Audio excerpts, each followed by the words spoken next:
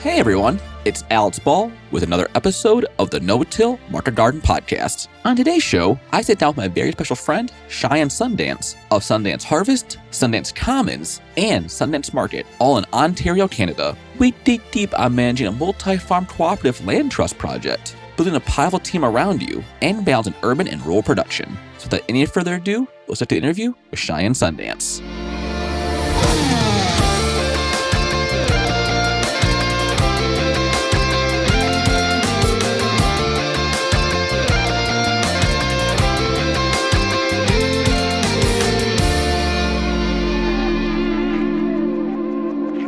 Today's episode of the No-Till Market Garden Podcast is brought to you by Harnois Greenhouses. For more than 55 years, Harnois Greenhouses has led the way in controlled environment agriculture innovation, partnering with market gardeners and farmers across North America to deliver comprehensive commercial greenhouse solutions. Their mission is clear and steadfast: to pioneer a greener, more resilient future for agriculture. At the heart of their success is a commitment to their community of producers with extensive expertise in design, manufacturing, and installation. Harnois Greenhouses provides the best greenhouse solutions to the grower across North America. Their greenhouses are engineered to face any North American climate, ensuring unparalleled brightness, agronomic performance, faster return on investment, and lasting durability. They're not just building greenhouses, they're creating energy-efficient ecosystems that promote sustainable and profitable agricultural practices. With over 20,000 projects to their name, they're more than a manufacturer, they're a partner. For the initial design to the final installation, Harnois Greenhouses is with you at every step, guaranteeing the success of your venture. Harnois Greenhouses, leader in turnkey solutions for local growers. All right, enjoy the show. So I'm so excited to have Cheyenne Sundance from Sundance Harvest, Sundance Commons, a great multitude of programs going on there. Cheyenne, thank you so much for being here today. And for folks who don't know, where you're located and a very quick overview of your project. Hi, thank you so much for having me today, Alex. So I am Cheyenne Sundance, coming in from Sundance Harvest, my own for-profit vegetable farm, Sundance Commons, a nonprofit that I'm the lead program coordinator at, and newly Sundance Market, which is a local distributor of local foods and goods from new farmers across southwestern Ontario. Wow, that's fantastic. It's a lot of moving parts there, it sounds like, Cheyenne. So maybe just a little bit of backstory. Have you been doing all these things forever? Where did you start with your farming journey, and how did you wind up, having these, a for-profit farm, a nonprofit, and then this market as well? Yeah, so I started with Sundance Harvest, and thankfully I've been on this podcast before. And if you're really curious on my journey in 2022, feel free to listen to older episodes. And I started Sundance Harvest in 2019 at an urban farm location, which didn't really feel like an urban farm because it was in a very big park called Downsview Park. I only started with 800 square feet of a heated greenhouse. So I only leased half because I was starting out, and I wanted to make sure I didn't take on too much. And then after that, over the years, I ended up expanding to a total of about 1 acre with 2 heated greenhouses. Each greenhouse was 2,000 square feet. And I grew a diversified range of vegetables, hothouse crops and things like that. With that project, it was very exciting and very big, but very costly. At the height of Sundance, I was paying, around $4,000 a month, which is a lot of money Canadian, right? And then I decided eventually to transition into some more cooperative style farming. And that's kind of where Sundance Commons got birthed. For so long, the ethos of Sundance Harvest has been very focused around, fair wages. I often paid very high wages, and I ensured to do that because I felt like since Sundance Harvest had the income, I should pay that out to the workers. And then, of course, other things like food justice, and those themes were very interesting to me at the start and still are. But for too long, I was kind of doing the nonprofit in the for-profit and volunteering a lot of time and labor to provide free workshops and tours. And then I said, I'm getting a bit burnt out, and maybe I would be best suited to work with the community and also start something in itself and separate. So that's when the separation really took place in about, 2023. And Sundance Commons, a nonprofit, actually got started. And this nonprofit has the proper structure, the board, has visions, goals, all of that. And Sundance Commons is a nonprofit that provides free education, equipment, infrastructure, and mentorship to new farmers who face barriers into agriculture. This could be farmers who are lower income, could be farmers without land access, could be farmers who historically have been marginalized within agriculture, such as Black farmers. And really, the cool thing about Sundance Commons, which I'll get into later, is we have 4 locations in southwestern Ontario, and the cost for new farmers to access that is $0. And they get access to, they get access to our tractors, greenhouse space, landscape fabric, irrigation systems, everything really except for compost, fertility, and seeds, because that's subjective. And lastly, Sundance Market is basically the answer that I noticed a lot of the new farmers were asking me of where do I sell? Because, it's very difficult to start your first year and be a marketing wizard and do it all in one go. So Sundance Market is a for-profit that I run, and I purchase, and I really try to be very fair with my prices. I purchase from the new farmers that, are in the incubation program at the Commons. And I say, here you go, here's a place, just drop it off in the cooler on Monday or whatever, and I'll pick it up. And I sell through Sundance Market to different grocery stores and sometimes markets and places like that. So it sounds like you went through this insanely hard process of breaking into the ag world. And then instead of gatekeeping, putting walls up, you said, okay, now you come with me and let's build more farmers together. And I think it's so amazing because it's so hard just to grow food, but then to say, I want to make growing food easier for other people around you. That's a lot of work. When you started the Commons, how many people do you have involved with this? How many farmers do you have on the land right now? Yeah, so I luckily didn't do this alone. I started the Sundance Commons with my best friend, John Gagnon, who works at a local farm in Ontario. And he was probably the biggest piece of starting Sundance Commons because I honestly didn't know much about land leases and community land trusts, which is something that, we're doing and we're becoming a community land trust.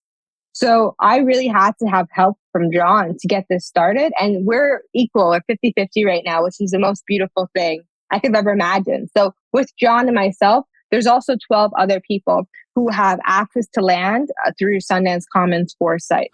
Wow, that's really impressive. And for folks who don't understand, and also myself, what is a community land trust? And how does that work? What is that? Yeah, so to be very simple, because again, John is like the wizard at this. Community land trust is kind of like you separate the housing from the land. And oftentimes you see this in the States, for example, the agrarian trust or the farmers land trust, right? And they basically allow farmers to have access to land for, 30 years or 99 years at a very affordable cost that isn't related to the real estate market stipulations and the rise and falls. Also, the house itself, let's say you're building a structure and you want to leave, you then to get some equity back. So a community land trust is essentially one of the ways to preserve farmland for long term. And even after a farmer decides, hey, maybe this is not for me, it still exists and that land is still held for farming and will not be released into the real estate market. So very, very simply, it's that. We're also a member of Sundance Commons of the Canadian Network of Community Land Trusts. And if any Canadians are listening and they want to learn more, check them out. Okay, fantastic. We'll link that in the bio so folks can get a hold of that. So you have 12 growers there. Are they all producing vegetables, or is this a mixed production of local goods being grown there? Yes. So basically, with the crops, it's a mix. So, for example, we have a Guelph site, which is near it's like a small town in Ontario, maybe more of a city. And that's where livestock is raised. So, layer chickens are raised there by Yusuf. He has really awesome pasture-raised birds. Daniel and Marco, they grow garlic. And there's also cabbage being grown there. And then, of course, at the Rouge site, which is east of Toronto, near Rouge Valley, we have bees there, raised by Selena. And then Cheryl has a cut flower farm operation. At the Schomburg site, so a bit north of Toronto by 40 minutes, there's Zoe growing amazing herbs and other crops like greens and squash. There's Ming and Carrie growing cut flowers as well. And then at Woodbine, we have a lot of great things going on. Nico's growing some tomatoes this year, a little bit because Nico is also employed at the Commons, so he has to watch his hours.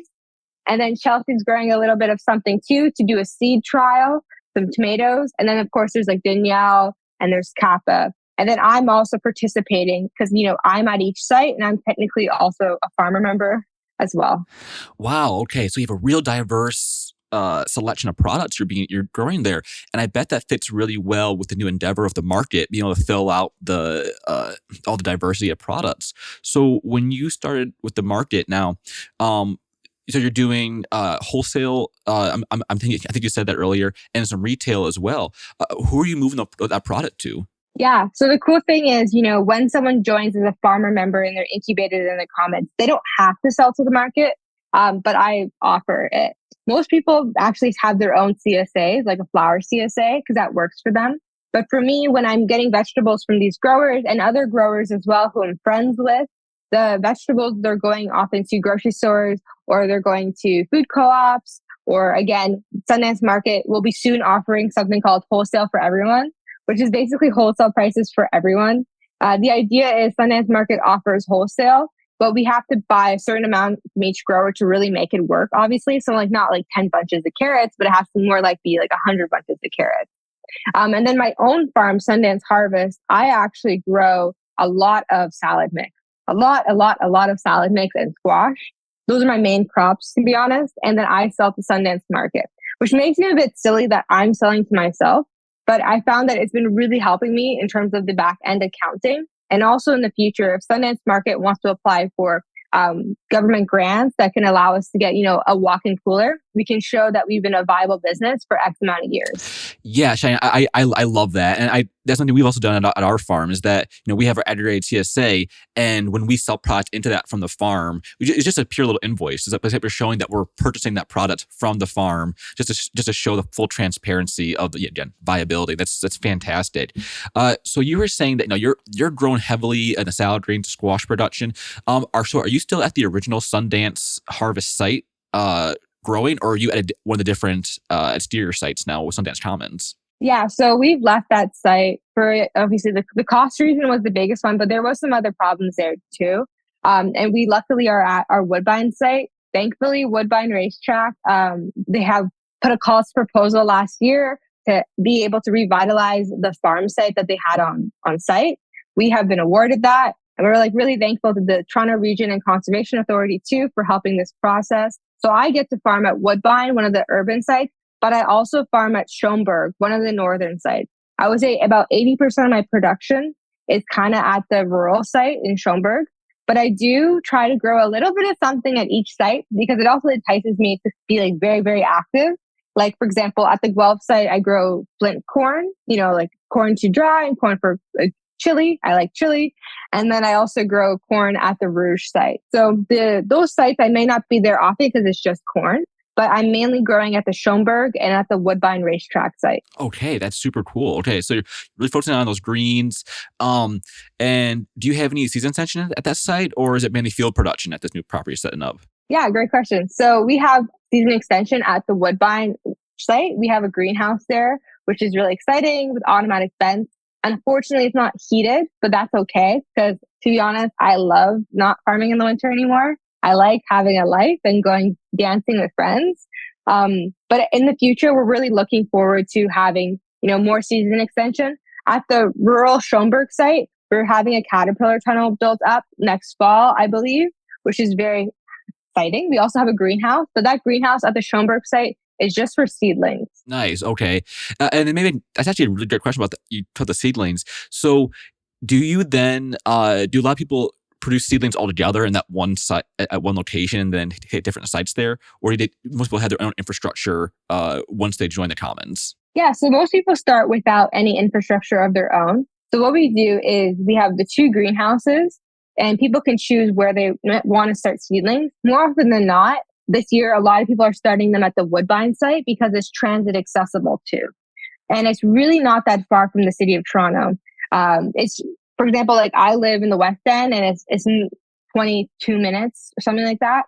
So it's really, really not far from the city.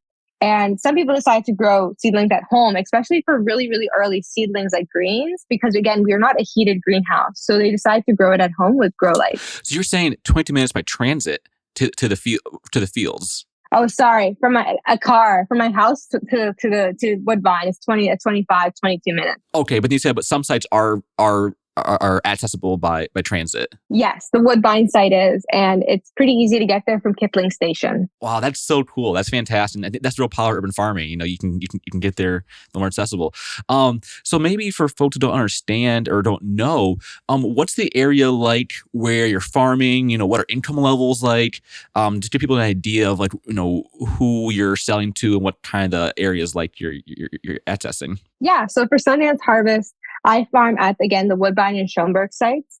And in the Woodbine site, it's near Rexdale, which is a community where the racetrack is located. And it's a mixed income. I would say there is people who are lower income, which is why we're really happy to be able to offer a work share CSA model. And a work share CSA is when a community member, instead of paying 100% of the cost of the box, pays 50%. And the other 50% is worked off with labor. And that labor can be things like weeding, harvesting, moving wood chips. And I'm really happy about this because it allows community members to actually come to the farm and hang out, have a nice lunch, work with us, and then get fresh, healthy vegetables at the end. So we offer a work share CSA, Sundance Harvest, at our Woodbine location. We don't offer any other CSAs. I used to have like 110 person CSA like 2 years ago. And yeah, I think I'm okay. I don't really want to go back to that. That was a lot of newsletter writing, and I personally do not write good newsletters. But we also, Sundance Harvest, my own farm, we sell to Dufferin Grove Farmers Market, which is our longest farmers market we've been with. And I'm really happy about that. And that is, again, more mixed income. We price the vegetables at what it basically pays a living wage for workers. So around 24 to 25 an hour is what, for example, our employees is paid right now. And that it works out to a bit higher than obviously a grocery store. But when I'm looking at some of the grocery stores in our area that are a bit higher than the lowest cost grocery store, we're sometimes cheaper. For example, $6 tomatoes I just saw the other day. And I see that in the main season. It's not even winter tomatoes. I see that in the main season. And we often charge $5 a pound for tomatoes. So I'm often noticing we're even cheaper than some grocery stores. And I think that comes to show that local food isn't always that expensive. Yeah, totally. And for our listeners too, like the cost of living there is much, much higher than many other places. I'm from the Midwest, and that's insane, like double our price. But the cost of living is much, much higher where you're at. And I totally agree that there are certain times where that local product can really match the price on the kind of mid-grade in-store pricing. So I think, for a lot of folks, for a large majority, you can get them on local food, on the pricing, but really it's that access, it's getting them connected with it. And it sounds like you're doing a lot of different things between Sundance Harvest and the Commons and the market to hit a lot of different people. Yeah, and for context for listeners maybe from the US, our minimum wage here is $16.55, and our cost of living compared to the Ontario Living Wage Network, which prices it out for Toronto, is about $24 to $25. So, we're Canadian prices, so things are a bit different. But when you're thinking about it and thinking about all the scape of things, Toronto is a very pricey place to live. Yeah, you were saying that first spot you had, the tunnels, was $4,000 a month to rent. Yeah, for the land and the 2 heated greenhouses. Yeah, and it included water and gas. I will say that, which is really helpful. But it was very hard. Yeah, I can imagine. That's a pricey. That's a very pricey bill. So you're saying that now at Sundance Harvest, you're really kind of zeroing in and doubling, doing what you do, what you feel you do well. So that's the farmers market, and then I'm assuming the wholesale you're doing is through the market. Is that correct? Okay, cool. Well, yeah, if you said, you had 110 member CSA, if that's no joke. And if you don't like running CSAs, that can get real tiring real fast. Yeah. And we had that at our Downsview location. Again, peak time. It was 1 acre, 2 heated greenhouses, 3 staff, full time.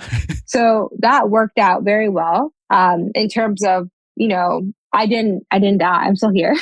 But I'm really, really enjoying breaking up kind of the income stream from just having all my eggs in one basket to having, wholesale, CSA, and distribution to the market. It's been really nice. Yeah, that's fantastic. So with the Commons or maybe the market in general, do you do any type of value added classes or like plant sales, events, training that maybe that aren't just for members of the Commons? Yeah. So Sundance Commons is free, totally free, free 99. Really what we do is we offer two streams of programs. The first stream is a shorter term program called the New Farmer Training Program. This is a 15-week free program for youth under 29 who face barriers to entry into agriculture. And through this program, they learn employable skills. So how to use a walk-behind tractor, how to do seedlings on a commercial scale, how to even do some basic carpentry skills. So things that employers would look for in new employees. After this program is finished, they have the choice of becoming a farm worker, and we'll help them get jobs either through writing a reference letter or even connecting them to partners that we have, or they can start their own farm. If they choose the second option, they can then enter the longer term stream, which is the member farmer program, which is essentially people come and they get to start their own farms. And the farmer member program is the incubation that I was speaking about earlier. And to join this incubation program, the only way is really to do the new farmer training program, because we want to make sure people have these basic skills before they jump in and start their own farm. That helps them, have confidence, but that also helps us have a success as a nonprofit to ensure that we have really happy participants. So we also offer seasonal workshops that are more like one-off. So like a field day. So like how to build a caterpillar tunnel from scratch, or like stuff like cut flower production tour. So things that maybe not everyone wants to know, but if you want to know, you can jump in and learn more. Wow. Okay. That's fantastic. So it sounds like you're really kind of like terracing people up into farmers, not just throwing them into the wilds as they figure it all out. We'll give you the steps to train you and then also give you a place to move that product. That's amazing. Yeah. That's so fantastic. Yeah. How's it been developing that program? Have you? They said you've had some more help now, more people involved in it now. How's it been? Bring more cooks in the kitchen. Yeah. So Sundance Commons, being a nonprofit, I have the great chance to work with not just myself, and we are also our nonprofit. We're kind of hosted under Food Share, and they're a charity nonprofit in Toronto, Ontario, Canada. And they do food justice work, amazing work. And because they're a charity, we have access to their charitable status as they're our organizational mentor for a grant that we got. And this grant we got recently was a very large grant that covered multi-year. And this is why we have the new farmer training program. This is why we have the farmer member program. This is why I'm staffed now. This is why Nico's staffed soon. All these people are supported because I wrote this really, really, really, really long grant with the help of John. And we got awarded that. So what it feels like amazing, but it also it has been a lot of work. This whole winter, I've been working full time, writing grants, writing this program, doing, multi-year grants that are a lot of money, requires a lot of deliverables that need to be met. And the first time I've ever had this in my life, been like, I have to account for everything. Every single thing is being audited down to like, a trowel or a hori-hori knife. So that is something that's very difficult that I didn't assume. A lot of people are like, nonprofits are great. Grant money is easy. It's really not. You have to account for everything. And as someone who dropped out of high school, I have a really hard time with, to be honest, structure. And I have to force the structure on myself. So every morning when I wake up, I really try to work for, at least 2 hours. And then in the main season, that's 2 hours is done at night because I have to catch as much of the sunlight as possible. Wow. It sounds like in a short amount of time, your whole structure or your whole work-life balance has totally uprooted and changed totally now. It sounds like you're the big manager in charge now.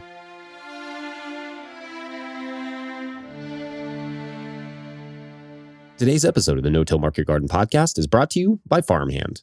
Tired of admin work and technology trouble? You need Farmhand on your team. Farmhand is the all-in-one software platform and virtual assistant built by and for independent farmers. Through a simple text or email to Farmhand, you can instantly offload admin tasks, automate your CSA, update your website, and sell more to your customers. With zero startup costs or long-term commitments, farmers are reporting an average of 6+ hours in time savings and 20% in sales growth each week. Learn more and take the quiz to see how much you can save by partnering with Farmhand at farmhand.partners/no-till. That's farmhand.partners/no-till. Today's episode is also brought to you by Local Line. Get ahead this year with Local Line. Make the switch to Local Line and grow your farm to new heights. Local Line is the most comprehensive sales software built for farmers and food hubs. Increase your sales and streamline your process with features including e-commerce, inventory management, subscriptions, website builder, online payments, point of sale, and more. Trusted by thousands of farmers around the world, Local Line is the platform you need to take your farm to the next level. Subscriptions start as low as $49 a month, and Local Line never takes a percentage of your sales. Try Local Line today and receive a free premium feature for 1 year using our coupon code NOTILL. That's all caps, all one word, NOTILL. All right, back to the show. That's a really admirable challenge to take on all this work and to help uplift all these other people around you. That's a lot. I'm really thankful we have people like you in the community doing that good work. The idea is that I'm not the one, on the pony forever. The idea is that, as Sundance Commons we're in the process of getting new sites, for example, right? And these are big sites that I wouldn't have ever thought would be possible. So we're in the process of engaging with stakeholders for these new locations. One day I'm going to be probably really busy, even more busy. And the idea is that some of the farmer members now, if they have a really big passion for the commons and the work we're doing, will be employed. This is a great example with Nico. Nico was actually incubated at Sundance before, and he did such a great job that I was like, do you want a job at the nonprofit we just started? Because you're so great and everyone likes you and you grow amazing greenhouse tomatoes and you have so many skills. And he was like, yeah, sure, that works. So the idea is that, it's not just me doing this forever and me based everywhere forever, but everyone can kind of come in when they get a bit more skills and a bit more understanding of how the organization works. Wow, that's so smart. Really trying to build successors behind you. So you're not just, trying to juggle everything. So it sounds like you're really focused in on that long-term goal and moving up and handing those things off, which is fantastic. And this, but it seems like we can't do everything. It will burn out so fast, so quickly, trying to juggle every single thing. So I'm glad to hear you found this balance. Maybe a little bit shift to Sundance Harvest, your own site. Maybe how many folks are working on that site with you right now on salad and production? And then what's kind of an average seasons? You said it's predominantly shoulder seasons, and not too much in the winter. So how many folks are working on there with you? Yeah, so this year, I actually didn't anticipate having any employees. And I was like, I'm just going to only do wholesale, no markets, no CSA, nothing. And then luckily I got a very big wage subsidy, which actually took a lot of the stress away from me. And that allowed me to free up more of my own personal hours to do the farmers market, to do the CSA. And thankfully, Chelsea is on board this year. And Chelsea's been working full time. And they used to actually work with John at the farm he worked at. And I got to see Chelsea grow so much food, but also as a farmer last year. And I really got to know Chelsea, and they've been coming to my fun puppet house parties that I throw. So we really have developed a relationship that I really value, because trust is really important to me, especially with working with Sundance Harvest, and something that I've been really trying all my life to have something like this. And Chelsea is managing the farm. So essentially helping with the production, the cultivation, all of that. And Sundance Harvest, I would say in total, when you're looking at the actual production space, it's 1 acre, right? And that is 1 acre over a few sites, but it's 1 acre proper when I'm counting it out, as I just did the crop plan for the season. A bit late, but I just did it. So that is what I'm really looking at. And that's kind of who's helping me. Of course, I'm helping the farm, but I'm only really working probably 20 hours a week, because I also have to work as a lead program coordinator for Sundance Commons. Yeah. That's amazing that you've brought, again, not only are you training people up in the other organizations, but in your own farm, letting people take over stuff you can keep on moving up the ladder and adding more value to the business, which is fantastic. So with that product, how much do you think is going to the wholesale right now, to the market, and how much of that is going to your farmers markets? I would say very little is going to the Workshare CSA, because it's a very small project. I just wanted to kind of flesh out. So we only have about $20, $30 Canadian shares. And then the market, I would say a good chunk is going to the market. But I would say at least 50% for sure is going to wholesale. And I think that it fluctuates. Obviously in the spring, I'm going to have the majority go to wholesale, 80%, because the farmers market doesn't really start until like early summer. So that it does fluctuate. And again, I don't do the farmers market all year. I stop around Halloween, but I still have lots of greens in November. So that's when the 80% bumps up again. So throughout the year, it does fluctuate, but the CSA is my smallest revenue stream. Okay, cool. Yeah. So to tell you again, when things flare up, you have a lot of production, pushing that probably to the wholesale. Makes total sense. Yeah, exactly. Okay, cool. So at your site, what type of production models are you using? No, are you using tillage-based systems? Low till. How do you balance your soil fertility and manage your soil there at the new site? Yeah. So at Sundance Harvest, the key thing I'm focused on a lot is like efficiency. Efficiency comes down to it takes 4 minutes to seed a 128 cell tray with 2 seeds per cell. That includes putting soil in. That includes watering, vermiculite on top. So these kind of systems are really important to me. If I want to, pay a fair wage, I have to ensure that the money's coming from somewhere and that money's coming from production that can be back to the workers. So the other kind of ways I farm is I use a BCS to prep the beds. So either, flail mowing it if there's a lot of brush or previous crop. And then of course, using the tiller implement to make the beds. Aside from that, I've in the past done really early bed production. So think like this month, for example, in April, it's very, very muddy in Ontario. I've used a broad fork with a 30-inch rake, put compost on it, kind of the way most people do it and the way Jesse does it in a lot of the videos I watch in no-till growers. So I do that. And then again, I bring the BCS when the ground has dried a bit. So in May. And then aside from that, I really utilize landscape fabric. So efficiency, that's where it comes in for me. I know a lot of purists are like, no, landscape fabric. But then in my heart, I know I have to pay rent and I can't be weeding 20 hours a week because we have a lot of thistle and thistle doesn't pay rent. I do. So instead of suffering and, being blue all day, I use landscape fabric and I save that fabric for many years. I burn holes into it with a torch. I also burn the edges where it cuts so the strings aren't annoying me all season long. And then around the perimeter of the plot, I try to put wood chips because this helps stop excess weeds and grass from really creeping in and making my life harder than it needs to be. I like to break up beds into 10 block sections. And then between blocks, I like to have a hedgerow with ideally perennial flowers. So things like, echinacea, black-eyed Susan, milkweed. And I find that really helps, one, make the farm look cute, but two, it helps my production a lot.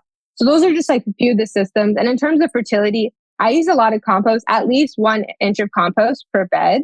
And I do 100 feet long beds that are 30 inches wide. So classic market farming style. And then I use fertility that kind of everyone uses. So like fish emulsion, like rock dust, alfalfa meal, that kind of thing. And then I do cover crops in the fall and it looks like winter rye often that I've been using. But last year I had some fun. And I did sunflower cover crop. And that was the most beautiful cover crop I've ever done. Yeah, I can imagine how beautiful that would look, the field full of sunflowers. Yeah, that the woven mat fabric. Some people get upset about the plastic, but it's like, man, at the end of the day, on some of these crops, do I want to spend all my time coming out here and pulling out thistle? And it's like you said, you have to pay the bills and we have to be in business. And if we can't get enough, if we're spending too much on labor, the business slows down, then what's the point of even trying to be ecological farmers at that point? I know. Yeah. And I think, over the years, I won't have to use the landscape fabric because the weed pressure will eventually die. But, if I'm 2 years into a new site, I still got to use it. I feel maybe around like 5 years that I could be like, maybe the weed pressure isn't that scary. And then I could try another method. But for now, this is the best I found to start up a new farm site. Yeah, I totally agree. And you gotta it's such a long-term plan and our systems need to evolve and change with what's appropriate at that time to get it done at that time. If you're sitting there trying to have thistle push through a system, like no-till system that hasn't been removed yet and you're just suffering, you're like, well, if I didn't till, it's like, well, what? It doesn't matter. You're suffering anyways and the farm isn't doing well in the long term. So it sounds like you've really found the things that work well at your site and just doubled down on them. That's fantastic. So maybe at that site in the next year or so, what are some of your goals, maybe production wise at Sundance Harvest specifically? Yeah, so at Sundance Harvest specifically, For the more urban site, where we do grow some crops, but again, not the majority of our crops are grown at the Woodbine site. My goal is really to do a lot with hot crops. This site is loving heat. There's way more heat at this site and way more sun than the north site, obviously. And we get really, really early springs. Like it's been warm enough there where I can work with a t-shirt, sometimes outside right now with temperatures. A few days a week, not all the time, but a few days a week, I'm like, I'm feeling really warm. So ideally focusing a lot of warmer crops there. But again, like I said, greens and squash are my bread and butter of Sundance Harvest. And that really takes place at the Schoenberg site, the north site. So my goal is to really scale up production over the years and do maybe not so much of a diversity of squash because I already grow like 10 different types of squash there, like Blue Hubbard, Red Curie, that kind of stuff. But do way more salad greens. There's a market right now that's really strong for cut baby greens production in Toronto, especially like Asian mixes, especially like, arugula, spinach. And I think I could really scale up and offer pretty beautiful bags of Ziploc greens with a nice little sticker on it. So that's my goal. And that probably comes with an industrial salad spinner. And next year, I'm saving up for not a washing machine spinner because I found that's a bit difficult, but there's one by, I think, Hobart or something. That's an industrial spinner. That's like 3,000 Canadian. But I'm saving up and ideally production looks good this year. I will be able to purchase that next year and really do ideally half an acre of salad greens. Wow, that'd be fantastic. It may be a little backtracking. Do you have, how's the wash pad facility work for all these different sites? Do you have like one main center for all the washing and storage, refrigeration, or do they all have their own type of spaces? Yeah, that's a great question. So for the farmer members, when they start off, there's an interview that says, what do you want to grow? And what they want to grow is dependent on where they're going to be really farming. So if someone's like, I want to farm chickens, and I say, okay, then you're probably going to be at our Guelph site because we have off-grid water, but we have water. And, we don't want a vegetable farmer there. So we're going to put all the people that don't need a lot of water at that site. Same with Rouge, right? If someone's like, I would like to do corn, I'll probably say, you got to go to the Rouge site. The soil is amazing loam, really, really rich in high organic matter. So great for corn. But the water, there's water there, but there's not the same water pressure you'll get at Bolton or Woodbine. So you can do better with corn there if you're doing dry farmed corn, like I do dry farmed corn. So then for the Schoenberg site that's near the town of Bolton, if you're familiar with Ontario, that site is really, really great for greens because there's high water pressure and there's a very, really nice central wash pack system. There's also a shipping container that's been converted into a cooler there, right? And that's what I like to see. Those are great. So with that site, a lot of greens are being produced. And of course, Zoe, Ming, and Carrie are also farming there. We have a very deep washing bin. It kind of looks like those livestock, like the cattle waterers, or the black ones. They have those bins. There's stainless steel tabletops. There's a lot of blue bins. We have so many blue bins and they're sterilized there as well. The floor, we have lots of wood chips and we also have a black mat to stand on, of course, when you're washing greens. And then we have a sink for hand washing. So it's very simple. It looks kind of like most wash packs. And then at the urban site, the Woodbine site, what we do is way more pared down because we actually don't grow greens on that site. And the reason is because we don't have as much of a robust cooling system. So if someone was like, I'd like to grow peppers, you're at Woodbine because you don't need to wash peppers. So that's the idea. Like everything that's really being grown at Woodbine, you don't need to wash, except for some of like my root vegetables that I grow there. But that's not a big deal because most of my roots are storage and I sell them with the soil on and customers understand that. Unless they're going to market, then I'll wash it. But at Woodbine, we do have a wash station. But again, the cooling system is not that robust. We just have like a deep freezer that's been converted into a cooler because there's very, very little crops that need to go in the cooler. Okay. Wow, that's so interesting that you have like infrastructure linked up with the sites that work best for those locations. That's so great. And it seems like from what I'm hearing is that as you add more and more sites, you can really kind of funnel people exactly where they need to go. And I bet that like you just end up being surrounded by people who are growing similar things as you and helps that knowledge transfer. You're like, oh yeah, we're producing poultry here and here's other poultry producers. Yeah, exactly. That's so smart. So smart. I love that. So with all the new sites talked about, you're adding some more sites for the commons. What do you see as, let's say, the next year or so? Where do you see the commons growing into, and what are some of your, I say short-term goals, but you're growing so fast, you're doing so much. What in this year or two in the commons, what do you see heading to? Basically, I see what I'm heading to is that the commons is a real deal community land trust. Not to say that we aren't yet, but we acquire land, and that could be a land acquisition through purchasing land. Sundance Commons could do that.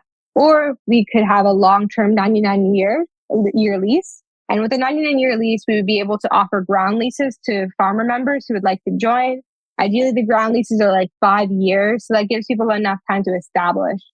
We envision doing that within an hour from the city of Toronto.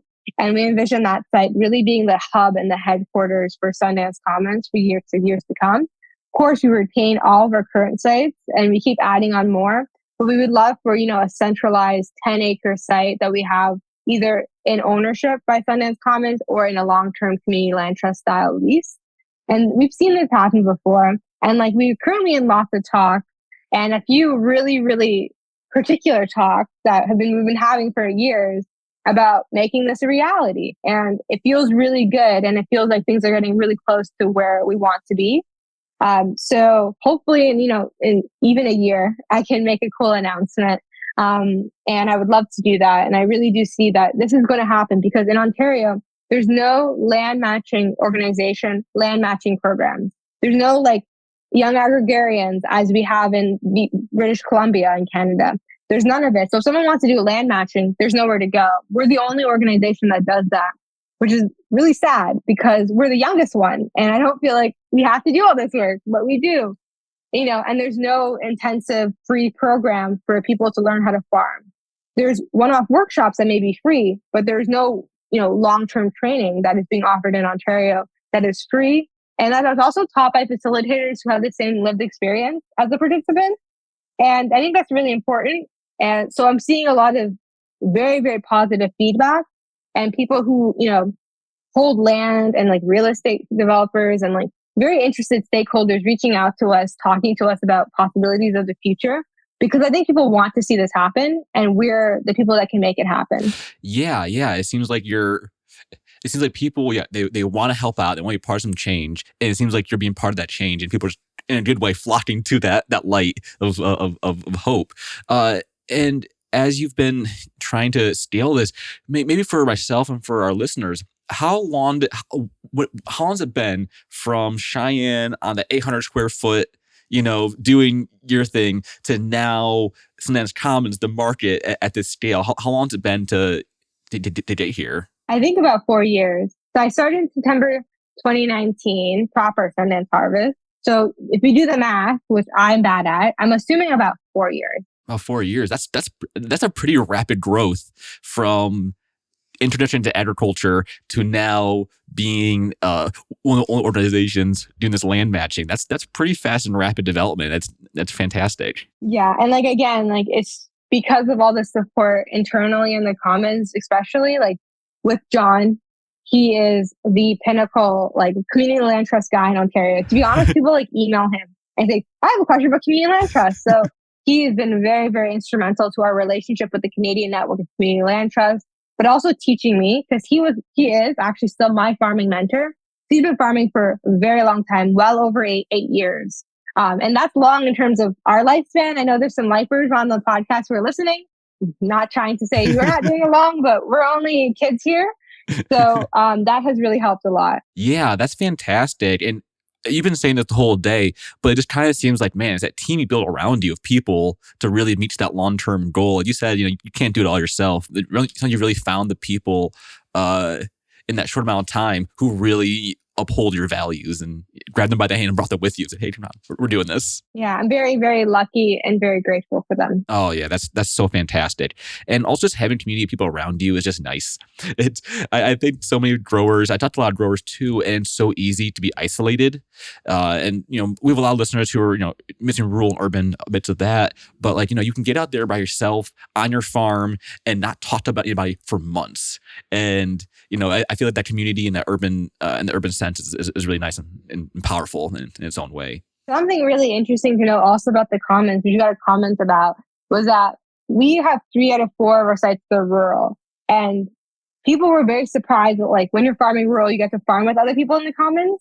Like, you don't have to be alone. And like the Schoenberg site is pretty rural, I would say.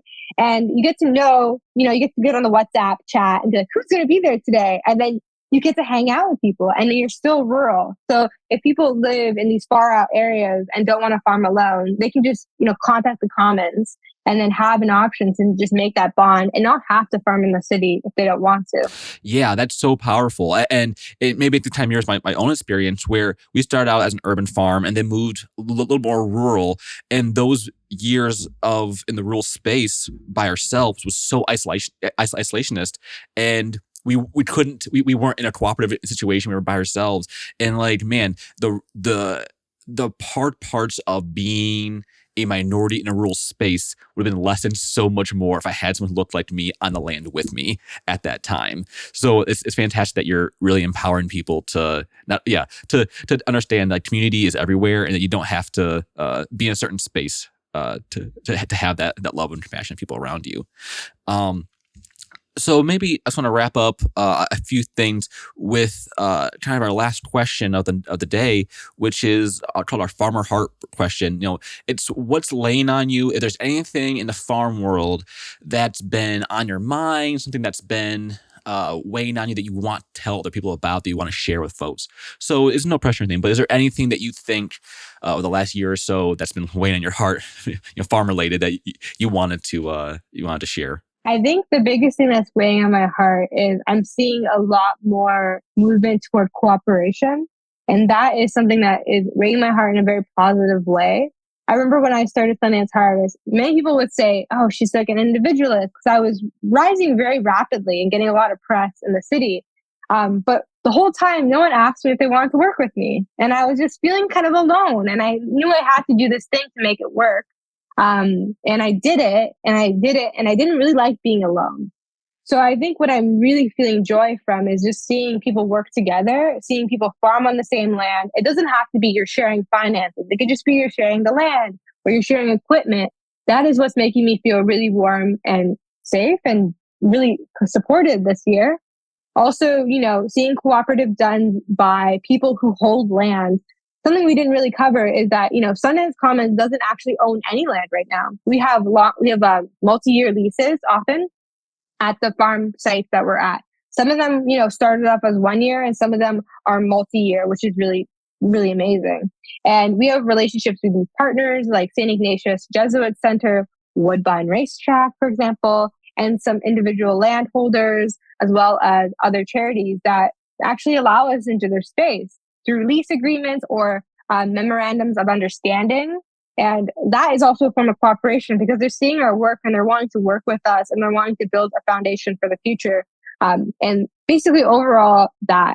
And I think if someone's feeling alone or isolated, try to reach out to your local farming organization. Or if you're in Ontario and you're listening, just email me. Honestly, I'm very chatty. I love to chat. Big yapper over here. Love yapping all day long. So if you email me, I'll probably try to get you in touch with someone I know or even the Commons. Man, we don't have folks moving to Ontario now trying to be part of the Commons, No, Cheyenne, I totally agree with you. I think, especially post-COVID, a lot of folks were just, in that scary time, like, man, we have to work with each other. If we don't do this, we're not going to get much further. So it's fantastic I'm glad to see also you're seeing a push of cooperative farming, and not just financial cooperation, just like sharing tools, sharing land, sharing marketing resources is so powerful. Mm-hmm. Well, Cheyenne, I really appreciate you taking time out of your schedule to talk with me today. I know you're insanely busy and you do a ton of stuff, but I really appreciate you sitting down and telling folks about all the work you're doing. Is there anything, or maybe if folks want to know more about you, how can they learn more about Sundance Commons and Sundance Harvest? And if they're trying to do something like this in their own community, what's the first steps you think they should take for that? Yeah, so to learn more about Sundance Commons, check out Instagram at Sundance Commons or sundancecommons.com. To learn about my own farm, Sundance Harvest, check out at Sundance Harvest at Instagram, most active there. If you want to start like something like this in your own community, feel free to email Sundance Commons at, programming at sundancecommons.com.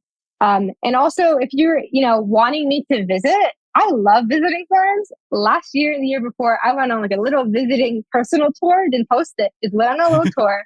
And I really do like visiting farms. So if you ever want to hang out and you want to show me your farm, if it's especially in an incubator or a cooperative, I will be so happy. And I'd love to chat and share any, knowledge I may hold as well. Well, Cheyenne, thank you so much for coming on the show today. I appreciate it. Thank you very much. A huge thanks again to Cheyenne for taking time off her extremely busy schedule to chat with me all of the different work she does inside the Sundance ecosystem. If you want to learn more about the work she's doing, make sure you check out her very active Instagram at Sundance Harvest and Sundance Commons to stay up to date with all her work. The new season is upon us, and I know you're all extremely busy and have so much work to do, but in all this rush and spring work, please remember to be kind to yourself and your body. Farming and feeding your community is extremely important, but so is maintaining your health. It's hard to take care of a farm if nobody's taking care of you. If you have questions for me, feel free to reach out personally on my Instagram at Old City Acres. Thanks so much for listening, and have a great week, y'all.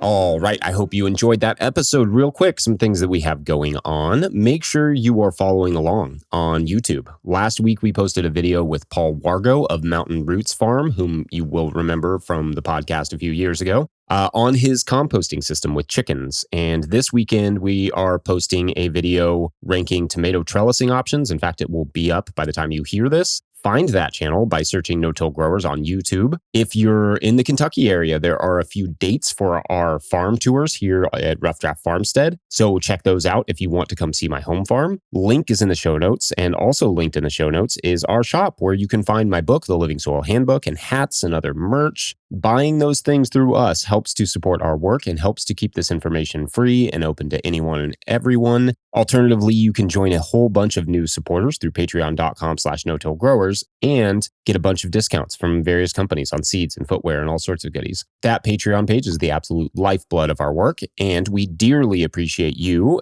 And at a certain level, or if you just bump up from one level to another, you get a shout out on the show. So big shout outs this week to Chris, Tana Hannon, Chris Yates, Sean at All About the Garden, Stephen Smith, and Cameron Pribel. Huge shout out to whoever supports us in whatever way that you can. Otherwise, thanks for listening, y'all. We'll catch you next week. Bye.